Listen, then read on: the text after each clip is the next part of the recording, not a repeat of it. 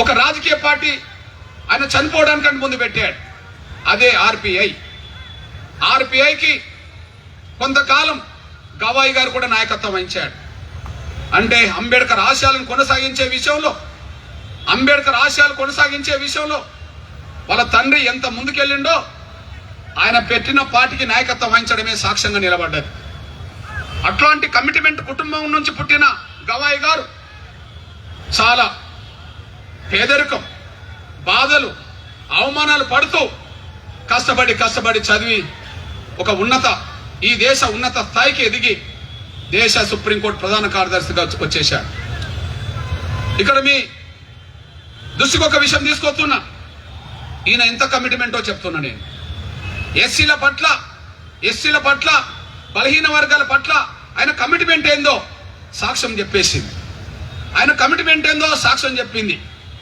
50 మంది చీఫ్ జస్టిస్లు చేయని పని, మొదటిసారి దళితుడైన సాహసం చేయలేని పని.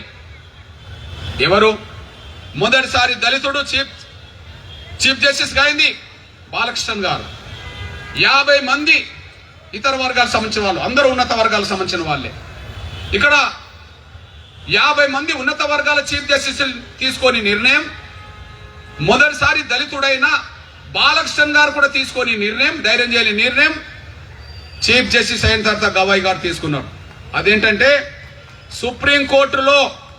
సుప్రీంకోర్టులో కొన్ని ఉద్యోగాలకు రాజ్యాంగం ఏర్పడ్డ కాన్ నుంచి ఈ రోజు వరకు, అంటే గవాయి గారు చీఫ్ జస్టిస్ అయ్యేంత వరకు కొన్ని రకాలుగా నాన్ జ్యుడిషియల్ ఉద్యోగాలకు ఎస్సీలకు కానీ బీసీలకు కానీ రిజర్వేషన్లు లేవు. ఇప్పటి వరకు రిజర్వేషన్ లేవు గవాయి గారు చీఫ్ జస్టిస్ అయ్యేంత వరకు. అంటే 50 మంది చీఫ్ జస్టిస్లు అక్కడ రిజర్వేషన్ అమలు చేయలే. దళితుడైన బాలకృష్ణన్ గారు కూడా ధైర్యం చేయలే. కానీ తండ్రి నుంచి వచ్చిన వారసత్వం కదా అంబేద్కర్ దృక్పథం, ఆయన కమిట్మెంట్ కదా ఈయనకున్నది. అట్లాంటి పరిస్థితిలో ఆయన రావడంతోనే చీఫ్ జస్టిస్ అయిన వెంటనే మొదటి నిర్ణయమే సుప్రీంకోర్టు పరిధిలో నాన్ జ్యుడిషియల్ లో ఎస్సీలకు బీసీలకు రిజర్వేషన్ అమలు చేశాడు. ఎస్సీలకు బీసీలకు రిజర్వేషన్ అమలు చేశాడు. ఇది ఆయన కమిట్మెంట్ కు నిదర్శనం. అంటే ఏ చీఫ్ జస్టిస్ చేయలేని పని, మొదటి దళితుడైన చీఫ్ జస్టిస్ కూడా చేయలేని పని గవాయి గారు ఎస్సీలకు బీసీలకు రిజర్వేషన్ అమలు చేశారు. ఇక్కడ చాలా పత్రికలు ఎస్సీలకు రిజర్వేషన్ అమలు చేసి ఉండని చెప్పి రాసినాయి. నేను మొదటిసారి ఇక్కడ పెద్దలు చీఫ్ జస్టిస్ గా ప్రమాణ స్వీకారం చేసినాక హైదరాబాద్ వచ్చినప్పుడు నేను ఆయనను కలిశాను. మా సోదరులు మట్టా జయకర్ గారు, నేను కలిసి ఆయనను కలిశాను. నేను శాల్వా కప్పుతూ గవాయి గారికి శాల్వా కప్పుతూ నేను అభినందన చెప్పాను. సార్, ఎవరు చేయలేని పని డాక్టర్ బాబాసాహెబ్ అంబేద్కర్ తర్వాత మీరే చేశారు సార్, మీరున్న చోట రిజర్వేషన్ అమలు చేశారు ఎస్సీలకు అని అంటే, కృష్ణ నేను ఎస్సీలకే కాదు ఎస్సీలకు బీసీలకు కూడా రిజర్వేషన్ అమలు చేసిందని చెప్పాడు అతను. అంటే దీన్ని బట్టి ఆయన కమిట్మెంట్ మన ఎస్సీ బీసీ బలహీన వర్గాల పక్షాన ఏ స్థాయిలో ఉన్నదో నిరూపణ జరిగింది. ఇక మూడో కమిట్మెంట్, ఈ మధ్యలో ఒక 2 దశాబ్దాలుగా ఒక ట్రెండ్ బయలుదేరింది. డాక్టర్ బాబాసాహెబ్ అంబేద్కర్ను అత్యంత గౌరవించేవాళ్ళు, డాక్టర్ బాబాసాహెబ్ అంబేద్కర్ను అత్యంత ప్రేమించేవాళ్ళు, ఆయన ఆశయాలకు అనుగుణంగా కట్టుబడమని చెప్పడానికి ఉన్నత విద్యావంతులు కానీ, ఉద్యమకారులు కానీ, సామాజిక విప్లవకారులు కానీ ఎవరైనా సరే ఎదురుగా మిత్రులు కనిపించినప్పుడు నమస్కారం పెట్టకుండా జై భీమ్ అంటుంటాం. ఇట్లాంటి పరిస్థితుల్లో చీఫ్ జస్టిస్ గా ప్రమాణ స్వీకారం చేసిన వెంటనే కలవడానికి వచ్చిన లాయర్లతో, కలవడానికి వచ్చిన జడ్జీలతో ఆయన నమస్కారానికి ప్రతి నమస్కారం పెట్టలే, ప్రతి ఒక్కరికి జై భీమ్ అనుకుంటూ పోయిన అతను సుప్రీంకోర్టు ప్రాంగణంలో ఉండబడే డాక్టర్ బాబాసాహెబ్ అంబేద్కర్ నిలువెత్తు విగ్రహం దగ్గరికి వెళ్ళి ఆయన పాదాల మీద పూలు చల్లి, ఓ మహనీయుడా, నీలాంటి మహనీయుడు రాజ్యాంగం రాయడం వల్లనే నీలాంటి దళితుడిని నేను ఇక్కడ చీఫ్ జస్టిస్ కాగలిగానని చెప్పి ఆయనకు నివాళులర్పించొచ్చాడు. ఇప్పుడు మళ్ళీ చెప్తున్నాను, ఈ దేశంలో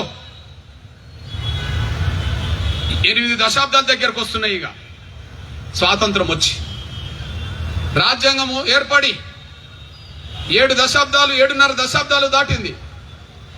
కానీ రాజ్యాంగంలో పేర్కొన్నట్టుగా కుల సమానత్వం రాలే, కుల వివక్షత పోలే. కుల సమానత్వం రాలే, కుల వివక్షత పోలే. ఇంకా కులం పేరుతోనే దళితుల మీద దాడులు, దళితులకు అవమానాలు, దళిత ప్రజల మహిళల హత్యలు, అత్యాచారాలు, ఎంతో మంది దుర్మార్గానికి బలవుతున్న పరిస్థితి కనిపిస్తున్నది. స్వాతంత్రం వచ్చింది, రాజ్యాంగంలో కుల వివక్షత కుల వివక్షత ఉండద్దని చెప్పింది. అందుకు అనుగుణంగా చట్టాలు వచ్చినాయి. కానీ ఆ చట్టాలను కూడా లెక్క చేయని ఈ దేశంలో ఉండబడితే ఉన్నత వర్గాలకు సంబంధించిన మన దృక్పథానికి అలవాటు పడ్డ వ్యక్తులు ఇప్పటికీ దాడులకు పాల్పడుతుండ్రు, ఇప్పటికీ దౌర్జన్యాలు పాల్పడుతుండ్రు, ఇప్పటికీ అత్యాచారాలు పాల్పడుతుండ్రు, ఇప్పటికీ హత్యలు చేస్తుండ్రు. కులం పేరుతో అవమానం ఎట్లా జరుగుతాయి, కులం పేరుతో దాడులు ఎట్లా జరుగుతాయి, కులం పేరుతో హత్యలు ఎట్లా జరుగుతాయో ఈ దేశంలో మన అందరి ముందు సాక్ష్యంగా కనిపిస్తూనే ఉన్నది. ఇక్కడ మీ అన్నగా ఒక విషయం గుర్తు చేస్తున్నా, ఈ దేశంలో మహిళలు అత్యాచారాలు గురవుతుండ్రు. అందులో గణాంకాలు తీస్తే ఒక దళిత వర్గాల మహిళలే 175% అత్యాచారాలు గురవుతున్నట్టుగా గణాంకాలు చెప్తున్నాయి. ఇక్కడ మీ దృష్టికి తీసుకొస్తున్నా, ఈ ప్రపంచ దేశాల్లో కుల వ్యవస్థ లేదు, ఈ దేశంలో కుల వ్యవస్థ ఉన్నది. ప్రపంచ దేశాల్లో కుల వ్యవస్థ లేదు, ఈ దేశంలో కుల వ్యవస్థ ఉన్నది. ఆ కుల వ్యవస్థ ఎంత భయంకరంగా దళితుల్ని వేధిస్తున్నదో మన కళ్ళ ముందు సాక్ష్యంగా నిలబడుతున్నది. మీ దృష్టికి ఒక విషయం తీసుకొస్తున్నా, భారతదేశ గడ్డ అవతల ప్రపంచ దేశాల్లో ఎవరిని ప్రేమించి పెళ్లి చేసుకుంటారు, ఎవరైనా ప్రేమించి పెళ్లి చేసుకుంటారు. అక్కడ కులం చూడరు, అక్కడ ఇంకో వ్యవస్థ చూడరు. కానీ ఇక్కడ కులం మాత్రం అడ్డం వస్తుంటది. మా కులం బిడ్డను ప్రేమించి పెళ్లి చేసుకుంటావా అని చెప్పి, మిర్యాలగూడలో నా తమ్ముణ్ణి ఎవరిని ప్రణయిని దారుణంగా హత్య చేశారు. ప్రపంచ దేశాల్లో ఎక్కడన్నా నువ్వు పలానా అమ్మాయిని ప్రేమించి పెళ్లి చేసుకున్నావని చెప్పి ఒక దౌర్జన్యం చేసిన సంఘటన వార్త, ఒక దాడులు చేసిన వార్త, ఒక హత్య చేసిన వార్త ప్రపంచ దేశాల కన్నా చూస్తామా? ఈ దేశంలో చూస్తాం. ఈ దేశంలో దళిత వర్గాల బిడ్డలు ఇతర వర్గాల బిడ్డలు ప్రేమించి పెళ్లి చేసుకోవాలంటే ముందు సావుకు సిద్ధపడాల్సి వస్తుంది. ఇది కళ్ళ ముందు కనిపిస్తున్న సత్యం. ఈ ప్రపంచంలో ఎక్కలేని ఒక దుర్మార్గమైన వ్యవస్థ ఈ దేశంలో ఉన్నది. అంతేకాదు ఈ ప్రపంచ దేశాల్లో చిన్న పిల్లలు అన్ని స్కూళ్ళలో కనిపిస్తారు. ఇక్కడ రాజస్థాన్లో ఒక దళిత బిడ్డ ఇంద్రకుమార్ మేఘవాల్, రాజస్థాన్లో ఇంద్రకుమార్ మేఘవాల్ ఒక 4వ తరగతి చదువుకున్న బిడ్డ అందరు తాగే నీళ్ల దగ్గరికి వెళ్ళి ఆ కుండలో నీళ్లు ముంచుకుంటే ఆ టీచరే దారుణంగా కొట్టి చంపిన సంఘటన. ఈ ప్రపంచంలో అలాంటి వార్తలు ఎక్కడన్నా చూస్తామా? ఈ ప్రపంచ దేశాలు ఎక్కడన్నా అలాంటి వార్తలు చూస్తామా? ఒక దళిత బిడ్డ తనకు తెలియదు నేను ఈ మంచి నీళ్లు ఈ కుండ ముట్టుకుంటే నన్ను చంపుతారనే విషయం ఆ బిడ్డకు తెలియదు. కానీ ఆ బిడ్డ దారుణంగా హత్య గురయ్యిండు. ఈ దేశంలో అట్లా కాటేస్తున్నది.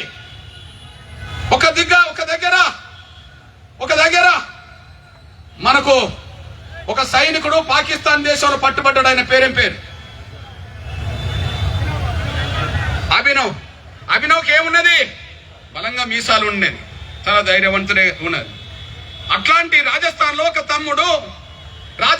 తమ్ముడు మీసాలు పెంచుకుంటే నువ్వు మీసాలు కట్ చేస్తావా లేదా, మీసాలు తీసేసుకుంటావా లేదా, మా ముందు నువ్వు మీసాలు మెలేసి తిరుగుతావా అని చెప్తే నేను మీసాలు తీయలేను అని అంటే ఆయనను తీసుకెళ్లి దారుణంగా పొడిచి చంపేశారు. అంటే అందరిలాగా ఆ విధంగా కూడా మేము బతికే స్వేచ్ఛ లేదు. ఒక దిక్కు పెళ్లి చేసుకొని తన ఊరుకు గుర్రం మీద ఊరేగింపుకి వెళుతుంటే అదే రాజస్థాన్ లో దారుణంగా గుర్రాన్ని నాపి కొట్టి చంపిన చరిత్ర కనిపిస్తున్నది. ఏంటిది ఇది? దేశంలో ఇంకా స్వేచ్ఛ ఇంకా దళితులకు రాలే. హక్కులు అన్ని వచ్చినాయని ఎవరైనా భావించుకుంటుంది తప్పు. ఆత్మగౌరవం దెబ్బతీసే శక్తులు ఇప్పటికీ ఉన్నాయి. ఇప్పుడు కూడా ఫలాని దేవాలయంలోకి దళితులు రానివ్వట్లేదని చెప్పి వార్తలు చూస్తూనే ఉన్నాం.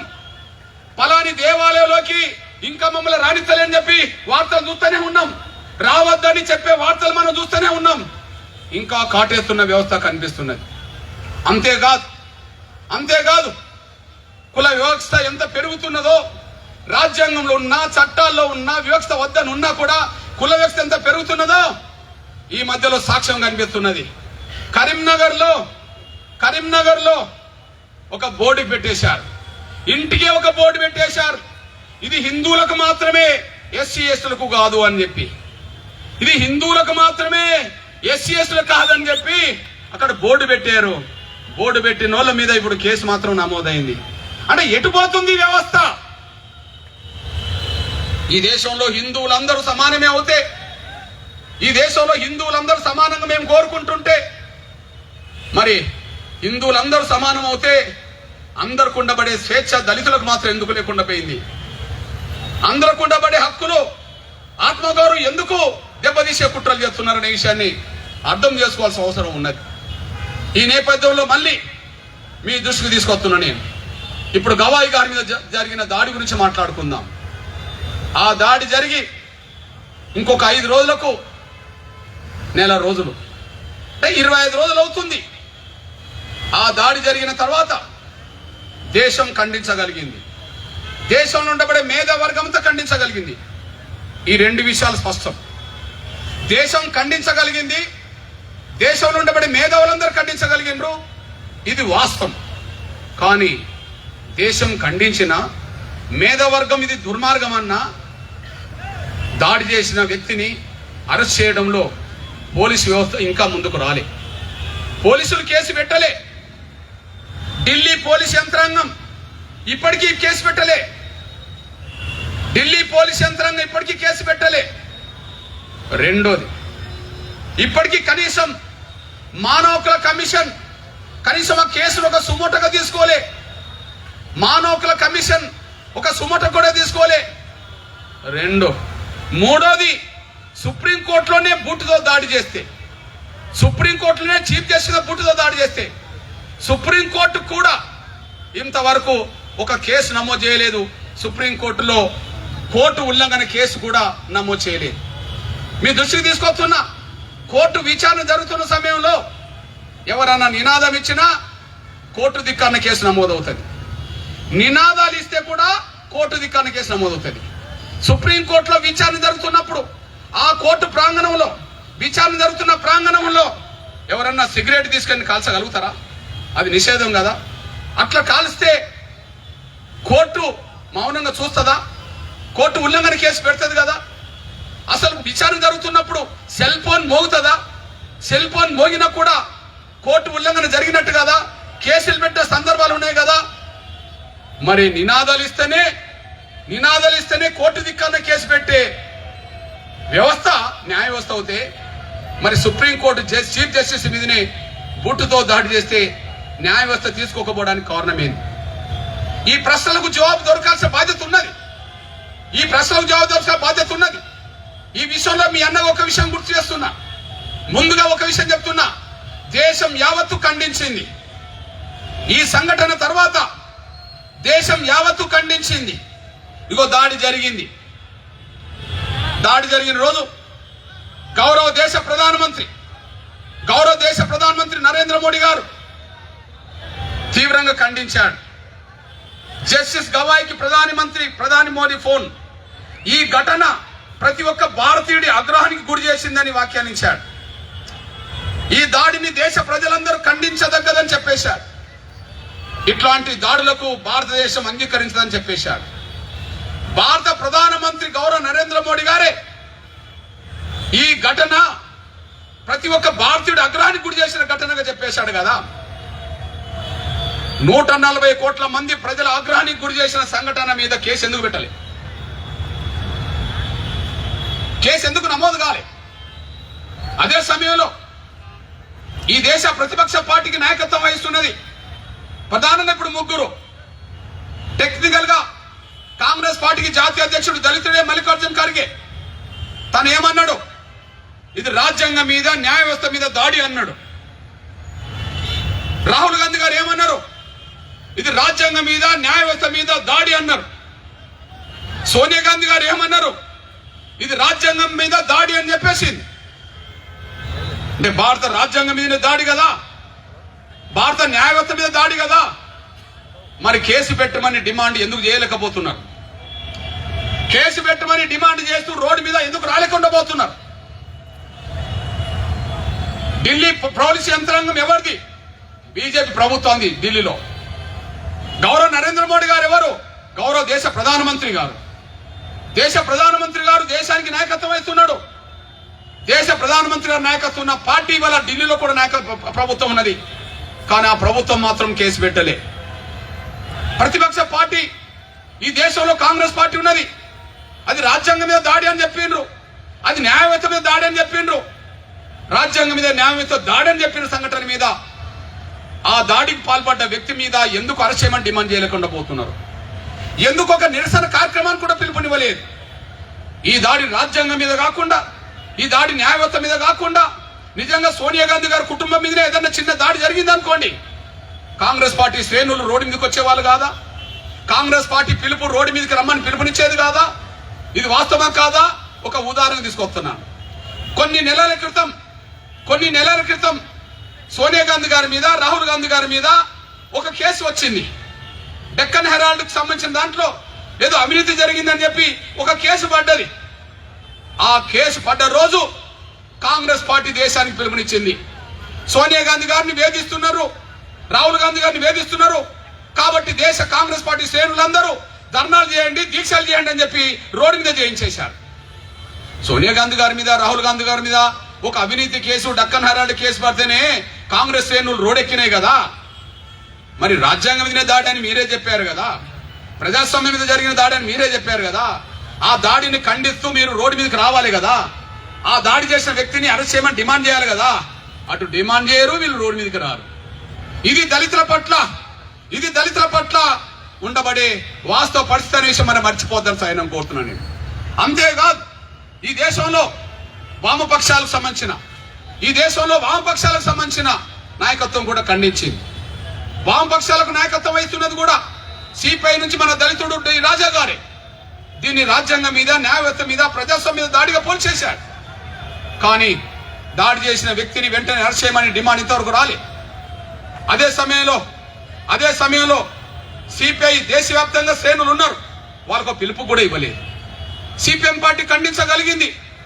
ఈ దేశంలో అన్ని రాజకీయ పార్టీలు ఖండించినాయి, కానీ ఖండించడం వరకు మాత్రం ఖండించినాయి. కానీ అరెస్టు గురించి మాట్లాడారు, రోడ్డు మీదకి వచ్చి ఒక ధర్నా చేయరు. అరెస్టు గురించి మాట్లాడారు, రోడ్డు మీదకి వచ్చి ఒక ధర్నా చేయరు. అంటే దళితుల బతుకులు దళితులే బతకండి అనే పద్ధతిలో ఒక ఉపేక్ష జరుగుతున్న విషయం కూడా మనకు స్పష్టంగా అర్థమవుతుంది. ఈ నేపథ్యంలో ఎంఆర్పిఎస్ వాళ్ళ రోడ్ ఎక్కాల్సి వచ్చింది. ఇప్పుడే కాదు, దాడి జరిగిన వెంటనే ఖండించాం.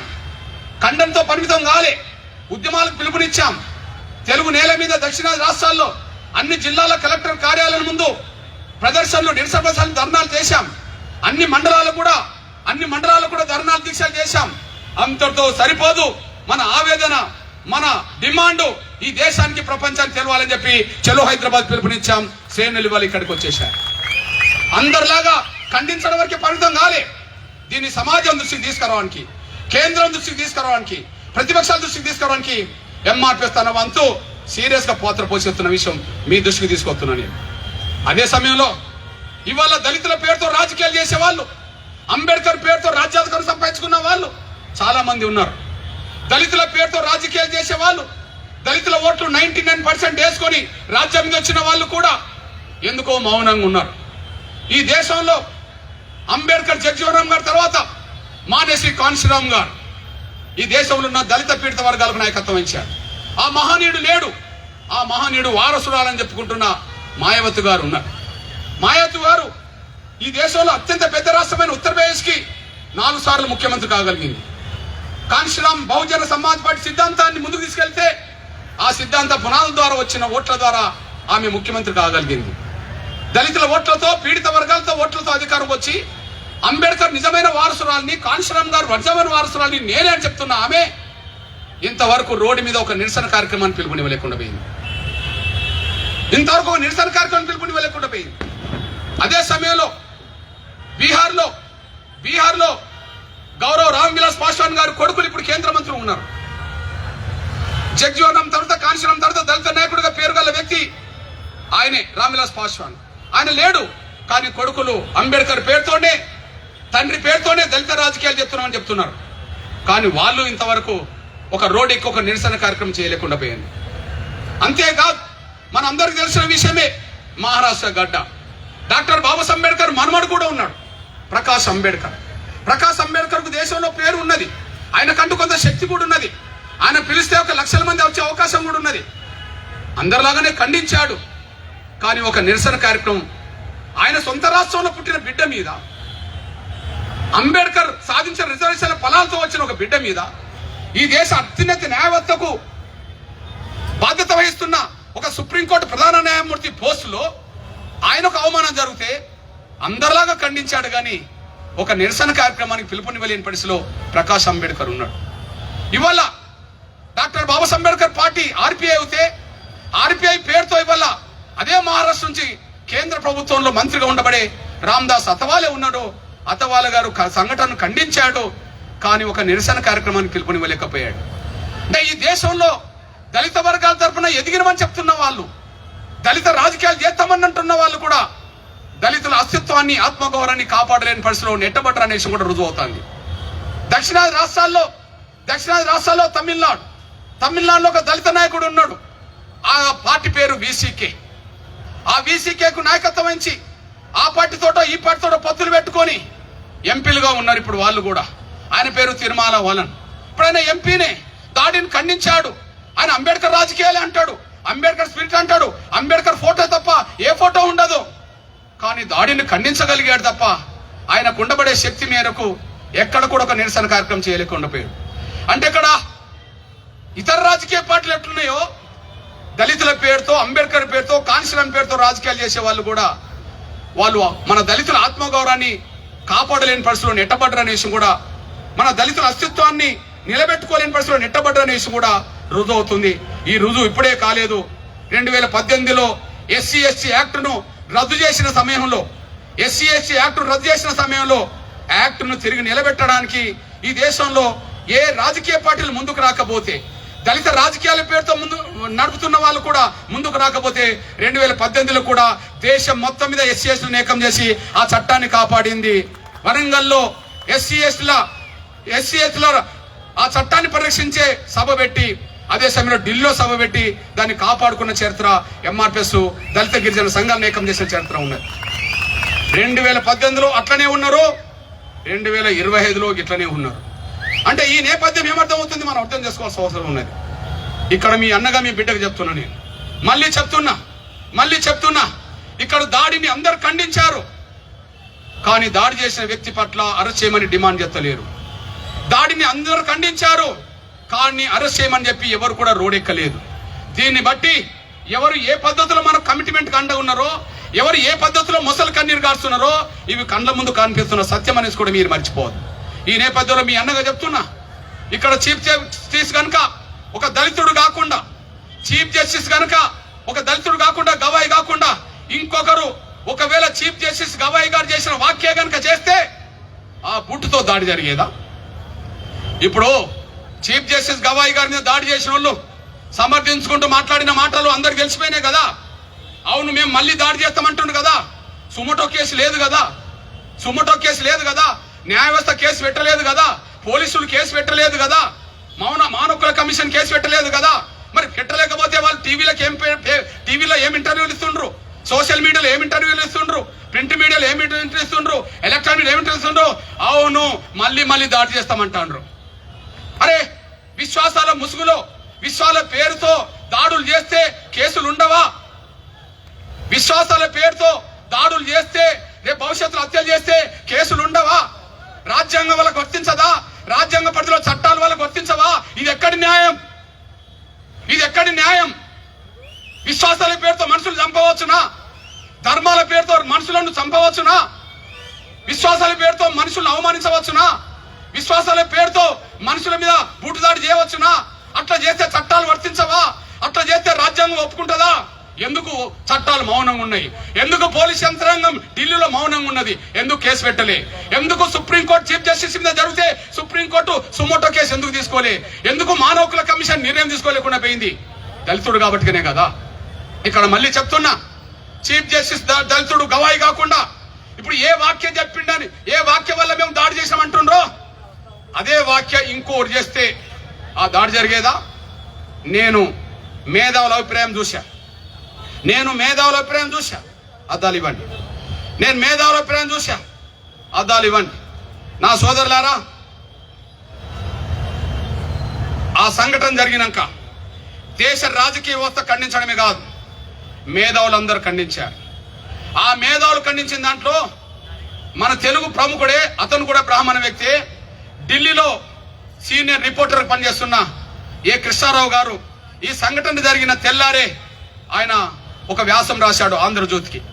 ఆంధ్రజ్యోతికి రాసిన వ్యాసానికి హెడ్డింగ్ ఏం పెట్టినంటే, జాతి సంస్కారానికి భావోద్వేగాల కలంకం. జాతి సంస్కారానికి భావోద్వేగాల కలంకం. అందులో రాస్తూ ఒక మాట అన్నాడు, నిజంగా ఏ వాక్య అయితే ఈ చీఫ్ జస్టిస్ చేసిండని చెప్పి దాడి చేసినాం అంటుండ్రో, ఆ చేసిన దాడికి సమర్థించుకుంటుండ్రో, నిజంగా ఆ స్థానంలో ఇంకొకరు ఉండి ఇంతకంటే ఎక్కువ ఘాటు వాక్యాలు చేసిన దాడి చేసే వాళ్ళ అయితే గతంలో ఎందుకు చేయలేదని చెప్పి ఒక బ్రాహ్మణ రిపోర్టరు రాశాడు. అది మీకు చదివినిపిస్తా. నేను మళ్ళీ చెప్తున్నా, ఆ స్థానంలో దళితుడు కాకుండా ఇంకెవరైనా ఆ బుట్టు దాడి జరిగేది కాదు. ఇక్కడ మీ అన్నగా చెప్తున్నా, దాడి జరగడానికి కారణానికి చెప్తూ జరిగిన విషయం ఇది. మధ్యప్రదేశ్లో ఖజరోహ్ అనే ప్రాంతంలో వేలాది విగ్రహాలు ఉన్నాయి. పురాతనకు సంబంధించిన వస్తువులు అన్ని రకాలుగా ఉన్నాయి. ఒక దేవుళ్ళు దేవతల విగ్రహాలే కాదు, అన్ని సంస్కృతులకు సంబంధించిన విగ్రహాలు అక్కడ ఉన్నాయి. అందులో ఒకటి విష్ణుమూర్తి విగ్రహం, తలలేని విగ్రహంగా ఉన్నది. అది ఎప్పటి నుంచో ఉన్నది. అది పురాతన శాఖ పరిధిలో ఉన్నది. దాన్ని ఆ విష్ణుమూర్తి విగ్రహానికి మళ్ళా ఆ తల పెట్టే విధంగా మాకు అవకాశం ఇవ్వని చెప్పి సుప్రీంకోర్టుకు వచ్చింది. కొత్తది కాదు. అంతకుముందు వచ్చినప్పుడు గగోయ్ అనే ఆయన కూడా దాన్ని నిరాకరించాడు. ఇది సుప్రీంకోర్టు పరిధిలో లేదు, మీరు బయట తేల్చుకోండి, అక్కడ పురాతన శాఖ పరిధిలో అది తేల్చుకోవాల్సిన అవసరం ఉన్నది, ఇక్కడికి రాదు అని చెప్పేశాడు. ఆయన మళ్ళీ ఇక్కడికి వచ్చినప్పుడు ఈ చీఫ్ జస్టిస్ గారు దళితుడు ఉన్నాడు. ఆయన 1కి 10 సార్లు ఇది మా పరిధిలో లేదు, ఇది అక్కడ పురాతన శాఖ పరిధిలో ఉన్నది, మార్పు చేర్పులు చేయడానికి కూడా అవకాశం లేదు, ఉన్నది ఉన్నట్టుగా కాపాడమే వాళ్ళ డ్యూటీ, అందులో మేము జోక్యం చేసుకునే అవకాశం మాకు లేదు, కాబట్టి మీరు అక్కడికి వెళ్ళండి అని చెప్పడం జరిగింది. నిజంగా సుప్రీంకోర్టు పరిధిలో లేని కేసులు సుప్రీంకోర్టు ఎట్లా విచారిస్తుంది వెంటనే? ఇప్పుడు మనకు తెలంగాణలో బీసీలకు 42% రిజర్వేషన్లు తెలంగాణ ప్రభుత్వం నిర్ణయం తీసుకున్నది. ఈ నిర్ణయం తీసుకున్న వెంటనే సుప్రీంకోర్టుకు డైరెక్ట్గా వెళ్ళిండ్రు రిజర్వేషన్ వ్యతిరేకించిన వాళ్ళు. సుప్రీంకోర్టు ఏమన్నది, ఇది హైకోర్టులో తేల్చుకోవాల్సిన అంశం ముందు, ఆడ హైకోర్టులో తేల్చుకోకుండా ఇక్కడికి ఎట్లా వస్తారు అని అన్నది, ఆడ కొట్టేసింది. ఆ తర్వాత హైకోర్టులో విచారణ జరిగినాక ఆ 42% రిజర్వేషన్లకు స్టే ఇచ్చేసింది. స్టేను రద్దు చేయండి అని చెప్పి మళ్ళీ గవర్నమెంట్ మళ్ళీ సుప్రీంకోర్టుకి వెళ్ళింది. లేదు అక్కడ పూర్తిస్థాయి తీర్పు వచ్చేంత వరకు మేము ఆ కేసును తీసుకోమని చెప్పి మళ్ళీ ఇక్కడికే పంపింది. అంటే అర్థం ఏంటిది? ఎవరి పరిధిలో ఉండబడే హక్కులు, ఎవరి పరిధిలో ఉండబడే చట్టాలు వాళ్ళకున్నాయి. అట్లనే ఇది పురాతన శాఖ పరిధిలో ఉన్నది, మీరు అనవసరంగా ఇక్కడికి వచ్చారు, పదే మేము చెప్తున్నా మీరు ఇంటలేరంటే ఇంకా పదే వాదిస్తున్నప్పుడు సహజంగా మనుషుల్లోమే కదా మనము. 1కి 10 సార్లు మా పరిధిలో లేదని అంటున్నప్పుడు, లేదు ఇక్కడ తేల్చాలని చెప్పి పదే వాదిస్తున్నప్పుడు అక్కడ ఉండబడే సీజే గారు ఒక మాట అన్నాడు, ఇక పదే మీరు అడుగుతుండ్రు, మా పరిధిలో లేదని చెప్పినా మీరు ఇంటలేరు, ఇక మీరు అక్కడికి వెళ్ళి ఆ దేవుడిని పూజన చేసుకోండి, ఆ దేవుడు కనికరిస్తాడేమో చూడండి అన్నాడు. ఏమే అది నేరమైపోయిందే, అది ఘోరమైపోయిందే. ఆ లాయర్కి తెలియదా సుప్రీంకోర్టులో పరిధిలో లేదని? సుప్రీంకోర్టు డైరెక్ట్ నిర్ణయం తీసుకొని ఆ లాయర్కి తెలియదా? చట్టంలో లేదా, రాజ్యాంగంలో లేదా? ఉన్నది కదా. అయినా పదే విసిగిస్తున్నప్పుడు ఆ మాట అన్నాడు. అది ఘోరమైపోయింది కదా, అది నేరమైపోయింది కదా, అందుకే మేము దాడి చేసామంటుండ్రు కదా. మరి అంతకుముందు కేసుల విచారణ జరిగినప్పుడు అదే సుప్రీంకోర్టు జడ్జిలు ఏం మాట్లాడినరో బ్రాహ్మణుడైన ఒక సీనియర్ రిపోర్టర్ రాశాడు. నేను వాళ్ళే సాక్ష్యం చెప్తున్నా. ఇగో ఏ కృష్ణారావు గారు రాసిన వ్యాసం చదువుతున్నా. జాతి సంస్కారానికి భావోద్వేగాల కలంకం. మీ అన్నగా చెప్తున్నా రాసిన దాంట్లో ఉంటది. నిజానికి జస్టిస్ గవాయ్ ఎక్కడా ఒక మతాన్ని విమర్శించిన దాఖలాలు లేవు. ఒక బ్రాహ్మణ మేధావి. నిజానికి జస్టిస్ గవాయ్ ఎక్కడా ఒక మతాన్ని విమర్శించిన దాఖలాలు లేవు. నిజానికి గవాయ్ వ్యాఖ్యలు సంచలనం కావాల్సిన అవసరం కూడా లేదు. కేవలం విచారణ సందర్భంగా న్యాయమూర్తులు ఇలాంటి వ్యాఖ్యలు చేస్తూనే ఉంటారు. అందుకు ఉదాహరణగా అయోధ్య కేసులో విచారణ జరుగుతున్నప్పుడు శ్రీరాముడు ఖచ్చితంగా ఎక్కడ పుట్టారో చెప్పగలరా అని ప్రశ్నించిండట జడ్జి. శ్రీరాముడు ఎక్కడ పుట్టిండంటే దేశ ప్రజలందరూ విశ్వాసం ఏంటిది? అయోధ్య గుర్తుకొస్తుంది కదా. మరి సామాన్య ప్రజలకు అయోధ్య గుర్తుకొస్తుంది కదా. మరి సుప్రీంకోర్టు జడ్జి ఆ రాముడు ఎక్కడ పుట్టిండో ఆధారాలు చూపెట్టగలుగుతామంటే రావాల్సింది కోపం అప్పుడు కదా. సామాన్య ప్రజలకు అయోధ్యలో పుట్టిండు అంటారు కదా.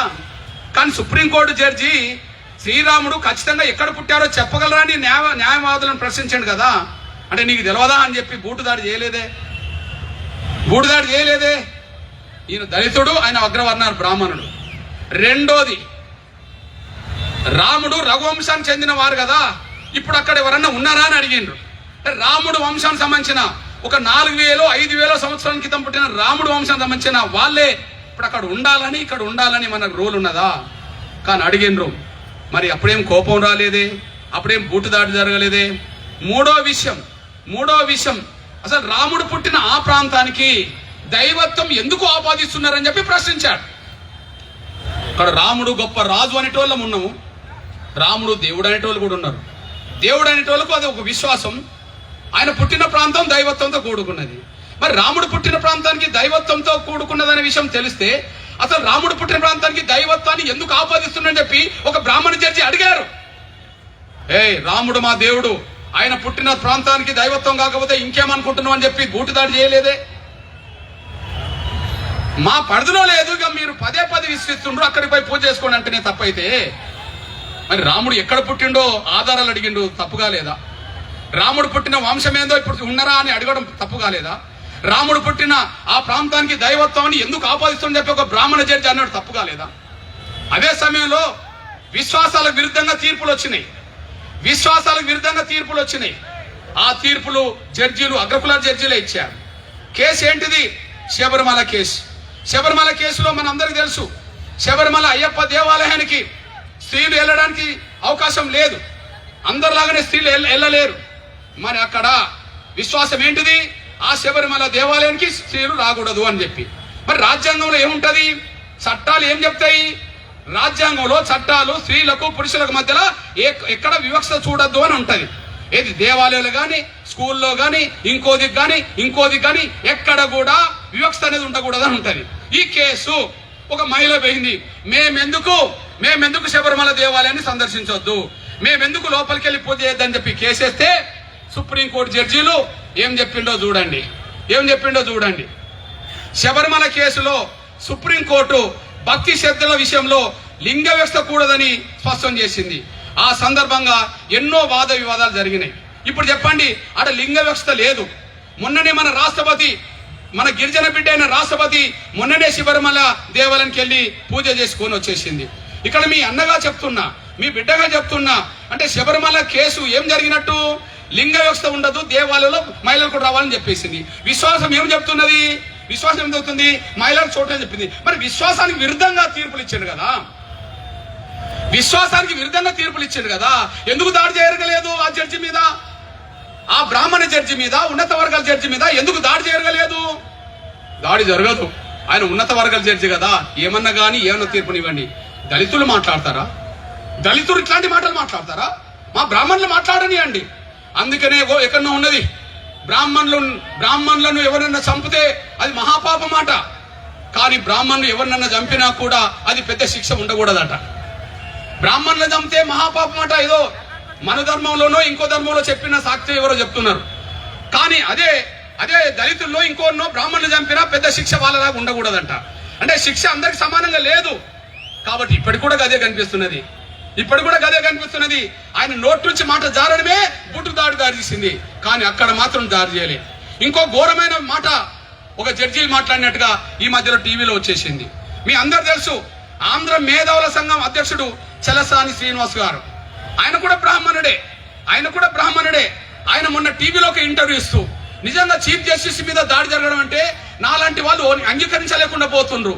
ఆయన దళితుడు కాబట్టే దాడి జరిగిందని అన్నాడు. ఆయన చీఫ్ జస్టిస్ దళితుడు కాబట్టినే దాడి జరిగింది. ఆయన అన్న మాట ఏంది, అంతకుముందు చాలా మంది చాలా మాట్లాడిండని చెప్పి ఒక ఉదాహరణ తీసుకొచ్చిండు. మహాభారత చరిత్రలో రాధాకృష్ణ సంబంధాల గురించి మాట్లాడుతూ మనం ఏమనుకుంటాం, రాధాకృష్ణ సంబంధాలను ప్రేమ సంబంధాలుగా గొప్పగా చూస్తాం. మనం రాధాకృష్ణ సంబంధాలను ప్రేమ సంబంధాలుగా గొప్పగా చూస్తాం. కానీ ఒక సుప్రీంకోర్టు జడ్జి ఆ సంబంధాలను వేరే రకంగా చూసి మాట్లాడిండంట. రాధాకృష్ణ సంబంధాలను వేరే సంబంధంగా ఒక బూత్ మాటలతో కూడిన మాటలు మాట్లాడి అది కా సంబంధం కదా అని చెప్పి మాట్లాడిండట. మరి అప్పుడెందుకు దాడి జరగలేదని చెప్పి చెలసాని శ్రీనివాస్ ప్రశ్నించాడు.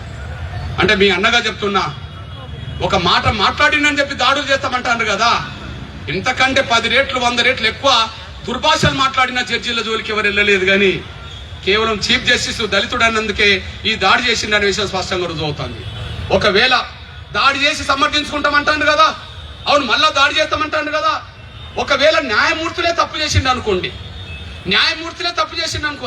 అది రాజ్యాంగానికి విరుద్ధంగా చట్ట విరుద్ధంగా న్యాయమూర్తులే తప్పు చేసిండు అనుకోండి, రాజ్యాంగానికి విరుద్ధంగా చట్ట విరుద్ధంగా ఒకవేళ న్యాయమూర్తులే తప్పు చేస్తే శిక్షలు ఇవ్వాల్సింది ఎవరు? మాకు తీర్పు అనుకూలంగా రాలేదని చెప్పి బూటుదారు చేయవచ్చునా? మా తీర్పు మాకు అనుకూలంగా రాలేదని చెప్పి జడ్జీలను కొట్టవచ్చునా? మా తీర్పు మాకు అనుకూలంగా రాలేదని చెప్పి జడ్జీలను చంపవచ్చునా? జడ్జీలు కూడా తప్పు చేయలేదా అంటే తప్పు చేసిండని ఎవరైనా అనుకుందాం, ఈయన కాదు ఎవరైనా తప్పు చేసిండు అనుకుందాం. ఒకవేళ జడ్జీలు రాజ్యాంగ విరుద్ధంగా చట్ట విరుద్ధంగా జడ్జీల ప్రవర్తన ఉంటే, వాళ్ళ నిర్ణయాలు ఉంటే తీసుకోవాల్సిన నిర్ణయం ఎవరు తీసుకుంటారు? ప్రభుత్వాలు తీసుకుంటాయి, పార్లమెంటు తీసుకుంటది. ధర్మం పేరుతో దుర్మార్గం చేయొద్దు, చేయొద్దని చెప్పి ఒక న్యాయమూర్తి రాశాడు. ధర్మం పేరుతో దుర్మార్గం చేద్దు న్యాయమూర్తి రాస్తే ఒక మాట అన్నాడు చూడండి, తీర్పు నచ్చకపోతే దాడి చేయవచ్చునా?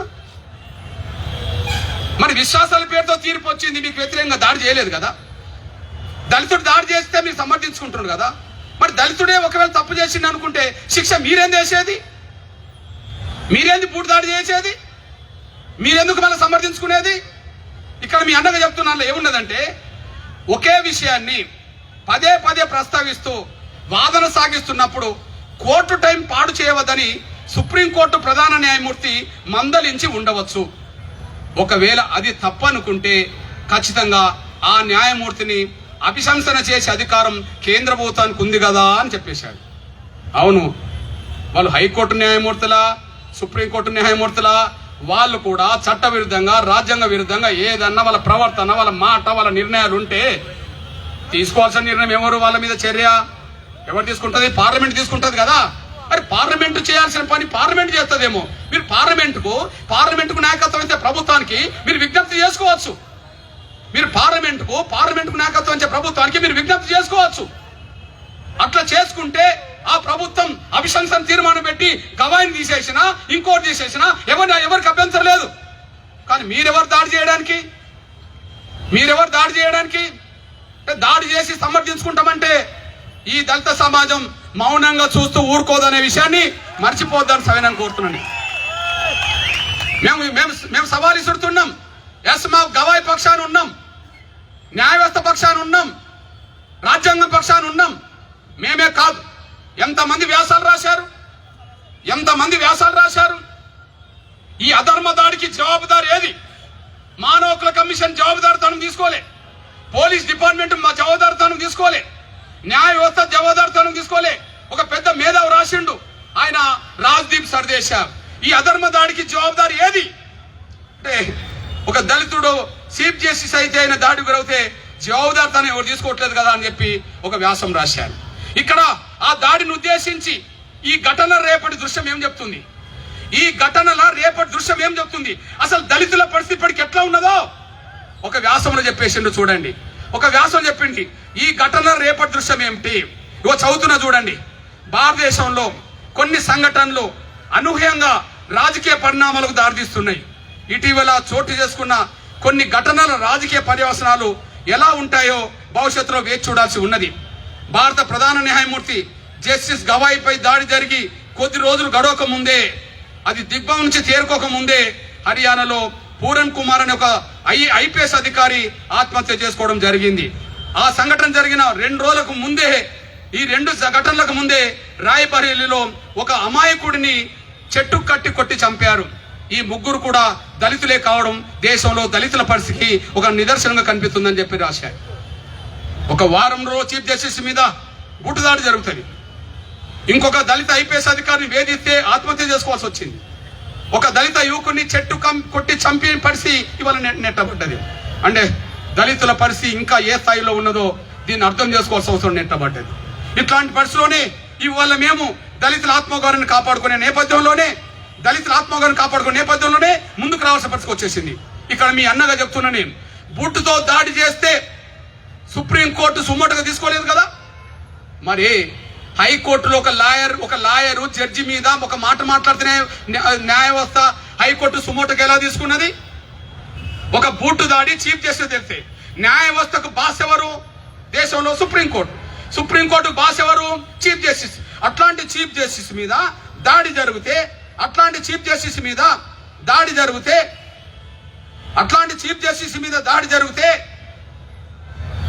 న్యాయవ్యవస్థ సుమోట కేసు తీసుకోలే. కానీ జార్ఖండ్ లో ఆ సంఘటన జరిగినాక 10 రోజులకు ఒక సంఘటన జరిగింది. జార్ఖండ్ హైకోర్టులో జడ్జికి లాయర్కి మధ్యలో వాగ్వివాదం జరిగింది. ఇగో జార్ఖండ్ హైకోర్టులో జడ్జితో వాగ్వివాదం, అనుచిత వ్యాఖ్యలు, న్యాయవాదిపై చర్యలకు ధర్మాసనం ఆదేశం. ఇక్కడ మీ అన్నకు చెప్తున్నాను, ఒక హైకోర్టు జడ్జితో ఒక లాయరు అనుచితంగా ప్రవర్తించిందంట. ఏదో మాట గట్టిగా మాట్లాడిందంట.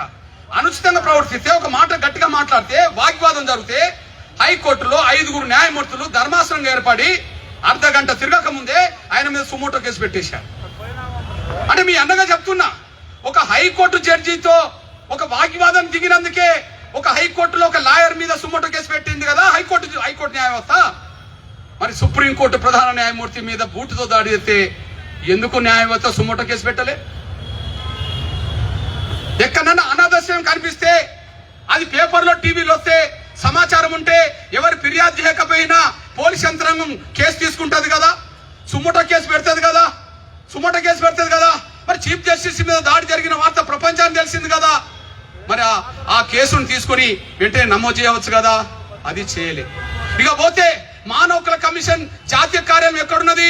ఢిల్లీలో ఉన్నది. సుప్రీంకోర్టు ఎక్కడున్నది? ఢిల్లీలో ఉన్నది. దాడి ఎక్కడ జరిగింది? సుప్రీంకోర్టులో జరిగింది. మరి మానవ హక్కుల కమిషన్ జాతీయ కమిషన్ ఎక్కడున్నది? ఏం చేస్తున్నది? ఏం చేస్తలేదు. కానీ మానవ హక్కుల కమిషన్ ఇక్కడ ఏం చేసిందో తెలంగాణలో చూడండి. తెలంగాణలో నిజామాబాద్ లో ఒక రియాజ్ అనే ఒక రౌడీ షీటర్ ను ఈ మధ్య కాలంలోనే పోలీసులు ఎన్కౌంటర్ చేశారు. అంతకుముందు 3 రోజుల ముందే ఒక పోలీస్ కానిస్టేబుల్ ను దారుణంగా చంపిండని పేపర్లో టీవీలో వార్తలు వచ్చినాయి. కేసు నమోదైపోయింది. అతని మీద కారణాలు ఏమైనా కానీ 40 కేసులు, ఒక దశాబ్ద కాలం నుంచే ఒక 40 కేసులు ఉన్నాయి. అతని మీద కొన్ని ఏళ్లుగా రౌడీ షీటర్ కేసు నమోదైంది. ఆయన ఒక రౌడీ షీటరు, 40 కేసులో నిందితుడు. ఒక పోలీసులు కాన్సన్ చంపాడు. కారణాలు ఏమైనా, అది ఏం చెప్పుకున్నా పోలీసులు ఆయనను కాల్ చంపేశారు. దాన్ని ఎన్కౌంటర్ అంటుండ్రు. అది ఎన్కౌంటరా, కాల్ చేసిండ్రా ఒక అంశం. కానీ వెంటనే రియాజ్ ఎన్కౌంటర్ ఎక్కడ జరిగింది? నిజామాబాద్ లో జరిగింది.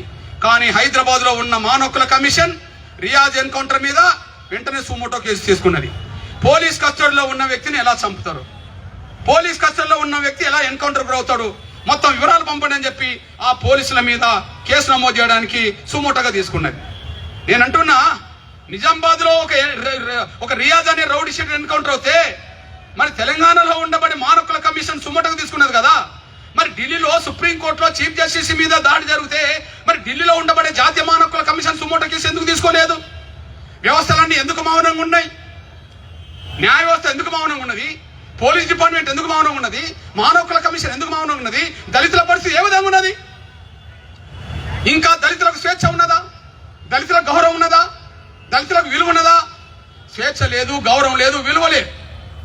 ఏదన్నా కొంత మేరకు ఉన్నది అంటే అది రాజ్యాంగం ద్వారా కనిపిస్తున్నది తప్ప వీళ్ళ వాళ్ళు ఎవరు వాళ్ళకి కనిపించలేదనేసి కూడా మర్చిపోద్దని సైన్యం కోరుతున్నాను. ఈ నేపథ్యంలోనే మీ బిడ్డగా, మీ అన్నగా మీకు ఒక విజ్ఞప్తి చేస్తున్నాను నేను. మీ బిడ్డగా, మీ అన్నగా ఒక విజ్ఞప్తి చేస్తున్నాను నేను. దయచేసి ఒక్కసారి ఆలోచించండి. ఖచ్చితంగా మీ అన్నగా చెప్తున్నా నేను. అయ్యా, ఈ దేశంలో పుట్టిన ప్రతి ఒక్కరు భారతీయులే. భారతీయుల మధ్యలో వివక్ష ఎందుకో? అందరం భారతీయులేమంటున్నాం కదా, అందరం మన హిందువులేమంటున్నాం కదా, అందరం భారతీయులమే, అందరూ హిందువులే అంటున్నాం కదా. మరి భారతీయుల మధ్య కుల వివక్ష ఎందుకు? ప్రపంచంలో ఎక్కడ లేని ఈ వివక్ష ఇక్కడ ఎందుకు ఉన్నది? హిందువులు అనబడుతున్న బంధువులు అవుతే దళితులకు మాత్రమే స్వేచ్ఛ స్వాతంత్రాలు. అన్ని ఇళ్లలో మేము ఇళ్లలో కిరాయికుంటే ఎందుకు కిరాయి దొరకట్లేదు? ఎందుకు ప్రేమిస్తే హత్యలు జరుగుతున్నాయి? ఎందుకు మీసాలు పెట్టుకుంటే చంపారు? ఎందుకు గుర్రం మీద పెళ్లి చేసుకొని ఊరేం చెప్తే చంపారు? ఎందుకు గుళ్ళోకి వస్తే ఇప్పటికీ మాకు రానియని ప్రాంతాలు కనిపిస్తున్నాయి? అందరం ఒకటే అవుతే ఎందుకు ఈ వివక్ష? దయచేసి నేను విజ్ఞప్తి చేస్తున్నాను. అందరం ఒకటే అనే భావంతో అన్ని విషయాల్లో సమానంగా ఉంటే అందరం ఒకరినొకరు గౌరవించుకుందాం. కానీ మేము బంధువులు అనేది మీటికి అంటాం, మేము బంధువులు అనేది మీదికి అంటాం, వివక్ష మాత్రం చూపెడతామంటే ఖచ్చితంగా మా పట్ల వివక్ష చూపెట్టేవాళ్ళు ఎవరైనా సరే, మా పట్ల దాడులు చేసే వాళ్ళు ఎవరైనా సరే, మమ్మల్ని కులం పేరుతో అవమానించడం ఎవరు సరే, వాళ్ళని రాజ్యాంగబద్ధంగానే ఎదుర్కొనే దమ్ము కూడా దళితులకు ఉన్నదనే విషయాన్ని భవిష్యత్తులో నిరూపిస్తాం. రాజ్యాంగబద్ధంగా, చట్టబద్ధంగా ఎదుర్కొనే దమ్ములను నిరూపిస్తాం.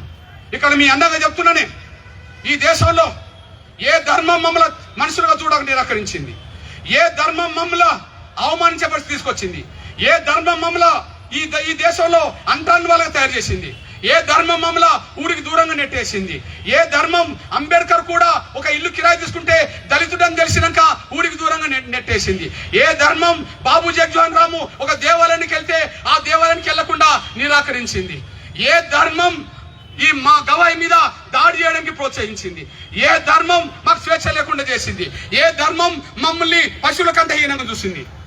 ధర్మాల గురించి మాట్లాడితే మరి ఏ ధర్మం? సనాతన ధర్మంలో లోపాలు లేవు, ఓకే మంచిదే. హిందూ ధర్మంలో లోపాలు లేవు, ఓకే మంచిదే. మరి ఎవరి ధర్మంలో మమ్మల్ని మనుషులుగా చూడలేదు? సనాతన ధర్మంలో లోపాలు లేవు, ఓకే మీరు చెప్పేది మేము వింటాం, సరే మంచిది. హిందూ ధర్మంలో వివక్ష లేదు, అందరు సమానమే, ఓకే మంచిది. మరి ఏ ధర్మం మమ్మల్ని మనుషులుగా చూస్తలేదు? ఏ ధర్మం మమ్మల్ని పశువుల కంటే హీనంగా చూసింది? ఏ ధర్మం మమ్మల్ని మనుషులుగా చూడని నిరాకరిస్తున్నది? ఏ ధర్మం మీద దాడి చేస్తున్నది? ఏ ధర్మం మమ్మల్ని ప్రేమిస్తే సంపే ప్రయత్నం తీసుకొచ్చింది? ఇది తెలుసండి. సనాతన ధర్మం గొప్పదంటే ఆ గొప్పదని నేను కూడా ఒప్పుకుంటా. హిందూ ధర్మం గొప్పదంటే ఆ గొప్పదని నేను కూడా ఒప్పుకుంటా. మరి సనాతన ధర్మం గొప్పదైనప్పుడు, హిందూ ధర్మం గొప్పదైనప్పుడు మేము ఎట్లా అంటాను వాళ్ళైనా ఈ దేశంలో? మేము ఎలా అంటాను వాళ్ళైనా ఈ దేశంలో? మేము ఎలా పశువుల కంటే చూడబడ్డాం? ఎలా పశువుల కంటే చూడబడ్డాం? ఎవరు మమ్మల్ని చేసింది? పశువుల కంటే హీనంగా చూసిన వ్యవస్థ ఎవరిది? ఏ ధర్మం మమ్మల్ని పశువుల కంటే హీనంగా చూసింది? ఏ ధర్మం మమ్మల్ని మనుషులు చూడని నిరాకరిస్తున్నది? ఏ ధర్మం మమ్మల్ని చిన్న చూపు చూస్తున్నది? ఏ ధర్మం మమ్మల్ని అందరితో సమానంగా చూడలేకుండా పోయింది? తేల్చాల్సిన అవసరం ఉన్నది. హిందూ ధర్మ రక్షకులారా, అందరం హిందువులు అవుతే వివక్ష ఉండదని చెప్పండి. సనాతన ధర్మ రక్షకులారా, అందరూ సమానం అవుతే అసమానతలు ఉండేని చెప్పండి. అసమానతలు జరిగిన కాడ, దాడులు జరిగిన కాడ, హత్యలు జరిగిన కాడ, అత్యాచారాలు జరిగిన కాడ, ప్రేమిస్తే పెళ్లి చేసుకునే కాడ, సంపదమన్న కాడ ఇది తప్పు అని చెప్పి రోడ్డు మీదకి రండి. మేము రోడ్డు మీదకి వచ్చాం. లేదా మేము దాడులను సమర్థిస్తామని చెప్పి రోడ్డు మీదకి రండి, మాకు అభ్యంతరం లేదు. మా స్వేచ్ఛను గుర్తించడానికైనా రోడ్డు మీదకి రండి. మా స్వేచ్ఛను గుర్తించడానికైనా రోడ్డు మీదకి రండి. లేదా మేము దాడులు చేస్తాం, మాకు రాజ్యాంగం వర్తించదు, మాకు చట్టాలు వర్తించవు, మా విశ్వాసాల ప్రకారం మేము దాడులు చేస్తామని రోడ్డు మీదకి రండి, మాకు అభ్యంతరం లేదు. నేను అంటున్నా, ఈ దేశభక్తులు ఎవరు? ఈ దేశంలో దేశభక్తులు ఎవరు? నేను అంటున్నా, ఎవరైతే డాక్టర్ బాబాసాహెబ్ అంబేద్కర్ రాసిన రాజ్యాంగాన్ని 100% గౌరవిస్తారో కావాలే ఈ దేశభక్తులు, భారతదేశ భక్తులు. రాజ్యాంగంలో ఉండబడే చట్టాలు, రాజ్యాంగంలో ఉండే చట్టాలను ఎవరైతే గౌరవిస్తారో, ఆ చట్టాలకు ఎవరైతే విలువనిస్తారో వాళ్ళు దేశభక్తులు. మనం అంబేద్కర్ మన దేశానికి రాసిన రాజ్యాంగాన్ని మనం గౌరవించకపోతే పాకిస్తాన్ వాళ్ళు గౌరవిస్తారా? మన చట్టాలకు మనం విలువనియకపోతే అమెరికాలు విలువనిస్తారా? ఎవరు విలువనివ్వాలి మన చట్టాలకు? ఎవరు ఇవ్వాలి మన రాజ్యాంగానికి? మన భారతీయులమే కదా. మరి భారతీయులము రాజ్యాంగాన్ని గౌరవిస్తే ఈ వివక్ష ఉండదు కదా. చట్టాలను గౌరవిస్తే దాడులకు పాల్పడరు కదా. ఈ రాజ్యాంగం ప్రతి సమస్యకు పరిష్కారం చూపెట్టింది. ఈ రాజ్యాంగం ప్రతి అసమానతలకు పరిష్కారం చూపెట్టింది. ఈ రాజ్యాంగం ఎవరు తప్పు చేసినా దానికి శిక్ష చూపెట్టేసింది. ఆ శిక్ష పడాల్సింది, శిక్ష లేవాల్సింది రాజ్యాంగం ప్రకారంగా చట్టాలు మాత్రమే, ఆ వ్యవస్థలు మాత్రమే. ఎవరైనా వేయాల్సిందే. కానీ మేమే చేతిలో తీసుకుంటాం, మేమే చేస్తామంటే చూస్తూ ఊరుకోవడానికి మేము మౌనంగా లేము. అంబేద్కర్ రాష్ట్ర రాజ్యాంగం మీద ప్రమాణంగా చేస్తున్నాం. అంబేద్కర్ రాజ్యాంగం ప్రమాణం చేస్తున్నాం. ఆయన రాజ్యాంగమే మమ్మల్ని మనుషులు గుర్తించింది. ఆయన రాజ్యాంగమే మాకు చదువు నేర్పించింది. ఆయన రాజ్యాంగమే మాకు ఉద్యోగాలు తీసుకొచ్చినాయి. ఆయన రాజ్యాంగమే మాకు గౌరవం తీసుకొచ్చింది. ఆయన రాజ్యాంగమే ఒకరు ఊర్లో సర్పంచ్ మొదలుకొని మొన్నటి వరకు దళితుడైన రాష్ట్రపతి స్థాయికి తీసుకొచ్చింది ఆయన రాష్ట్ర రాజ్యాంగమే.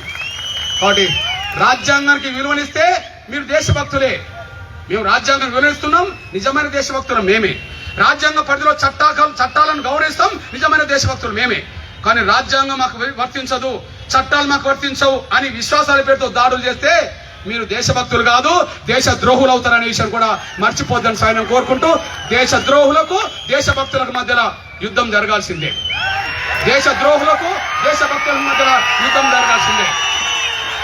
100% దళితులు దేశభక్తులు, 100% దేశభక్తులు, 100% గిరిజన దేశభక్తులు, నా బలహీన వర్గాల దేశభక్తులే. నేను ఒప్పుకుంటున్నా. ఎందుకంటే రాజ్యాంగాన్ని గౌరవించం, మా విశ్వాసాలే మాకు ముఖ్యమైనటోళ్ళు. రాజ్యాంగాన్ని గౌరవించని వాళ్ళు దేశభక్తులు కాదు, చట్టాలకు విలువనివ్వని వాళ్ళు దేశభక్తులు కాదు. రాజ్యాంగాన్ని గౌరవించి చట్టాలకు విలువనిచ్చిన వాళ్ళే దేశభక్తులు అవుతారు. కాబట్టి మేము డాక్టర్ బాబాసాహెబ్ అంబేద్కర్ రాసిన రాజ్యాంగం వల్లనే మేము మనుషులు గుర్తించబడుతున్నాం. కాబట్టి మాకు కనీసం స్వేచ్ఛ వాయువులు పీల్చుకుంటున్నాం, కాబట్టి కొన్ని అవకాశాలు దక్కించుకుంటున్నాం. కాబట్టి మాకు అంబేద్కర్ రాసిన రాజ్యాంగమే ప్రమాణం. ఆయనను గౌరవిస్తున్నాం, రాజ్యాంగాన్ని గౌరవిస్తున్నాం, మేము దేశభక్తులం.